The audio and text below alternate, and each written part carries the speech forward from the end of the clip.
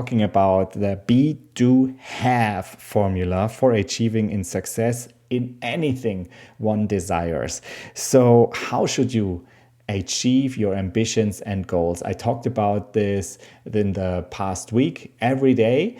And there was the start, which was like the circle of how we are pursuing our goals. And I showed you this here. So there are the results you want to achieve, you put your thoughts behind it, feelings and the action, and you do. And the normal way how we are doing this is not necessarily the best, and also trying harder sometimes, most of the times, is not getting us in this frequency, in this energy to pursue the big goals and to really go into into the next level in this regard. So what is it that Bob Proctor proposes in the Thinking into Results program? It is the Thinking into Results circle. In this way, you start with the thought, you get into the feeling, into the being. So you are doing it, you're doing the actions required, and you achieve the results with more ease. And here you could say this is the BE.DO.HAVE principle, the circle. And here you get into the frequency with an inspired action and the right gestation time. I want to exemplify this with an example from Horsemanship, and I have here brought an article, not from Bob Proctor, but that's from another author that lends on this BE.DO.HAVE principle. So let's have a look. So the BE.DO.HAVE, what it means in real life. And here Tim Hayes, who is who has how do you say, he's a horseman.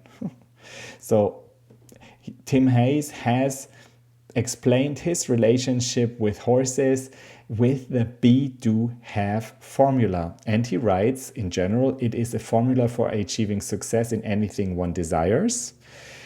And what does B mean in this regard? B is the manifestation of the desire. The do is that you are happy doing everything without expectations of any specific rewards.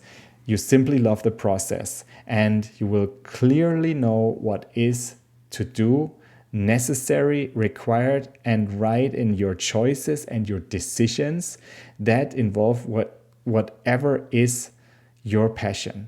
You study, practice, give time, ask for help, take risks, pay your dues, push your comfort zone, consider others. And this is the big difference what the BE.DO.HAVE circle includes. And the have means that you will then create the possibility to have your desire manifested effortlessly and with joy. So what is then the other way around? So Tim writes it very nicely. So before, he says, I worked with horses like many people. I practiced the do, have, be. My concept of success was to have an impressive sounding title like vice president, a large amount of money and possessions, to win awards and to be well known. The problem with this method is the heavy focus it puts on results. What I have becomes more important than what or who I am. With this formula, to be successful means having to achieve either certain amounts of money, recognitions, or award. This causes me to do everything I need to help me to have these things. The problem is, although some things are necessary, required, and right, some things are not. My goals become more important than me and my principles. So what does it mean now with this example towards, well, the horsemanship? And I will also show you in the next slide what horsemanship stands for, but I'm not going to spoil the surprise. Natural horsemanship teaches me to put my relationship with my horse before any goal or purpose I have for my horse. It teaches me to never sacrifice my principles in order to achieve my goals. So never sacrifice my principles in order to achieve my goals. To be successful with horses in any discipline, dressage, trail riding, jumping, or whatever, I first have to know horses, how they think, how they feel, what is important to them, and what they are trying to tell me from their behavior. And when I'm chasing my goals, busy doing everything I think I must do to achieve them, I can sometimes become more a human doing instead of a human being. Being in a relationship with a human doing is not fun. When someone cares more about their goals and using me to achieve them, it doesn't feel good. Horses are like humans. If they think they're in life only to ride them, dressage them or race them, it doesn't feel good, and it's no fun for them either. So you see where I would like to go. So this is the idea of this presentation here, to put you into the sensitivity of becoming more a human being than a human doing, because at the end the idea is to be here, to start with your thought, be in the feeling, and then do the action with an inspired action, and then have the results more effortlessly. And of course, get the time it needs, but then also have maybe a higher results. And also, we have been talking about big goals this beginning of the week. So therefore, also your energy and your possibilities to achieve these big goals are much higher. Okay, so this is what I wanted to share with you today, and wishing you a great start into the new week.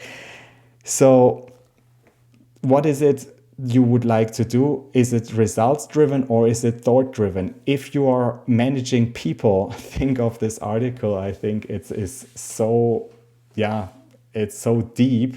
When are you really understanding that people, or are you just pushing them to do something? And is the result at the end really the result you want? And maybe the people feel it because they don't want to be just used like this, and they want to make them part of the entire journey and also understand them.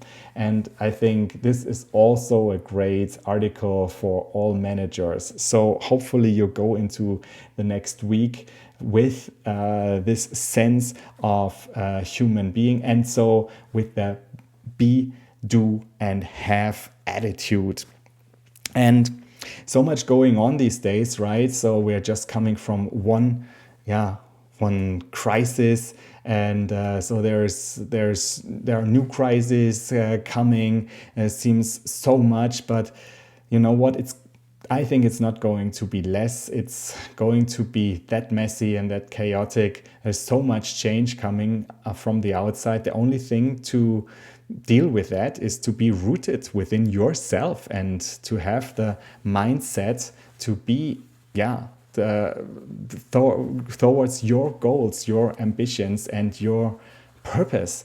And so I would like to invite you for the next week as well to follow my daily little live video where I am remembering what Bob Proctor taught me and is teaching us still every day. And I think it is just the beginning. He left really an absolute astounding compendium and perspective of how you can live your life and achieve the life that you really want.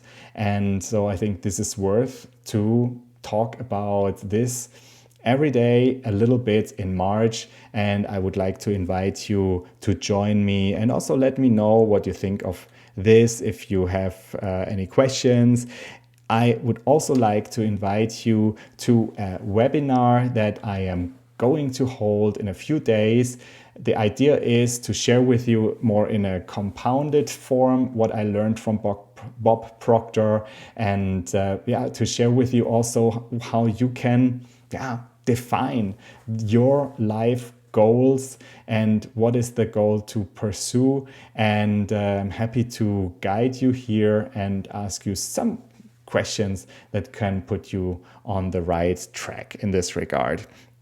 And just wanted to also say, remember that trying harder is not necessarily the solution for achieving more, and that success is the progressive realization of a worthy ideal. And it's your worthy ideal, your goal, and your purpose. And so, this is it for today, and I'm looking forward to seeing you tomorrow, and have a great start into the new week. Bye bye.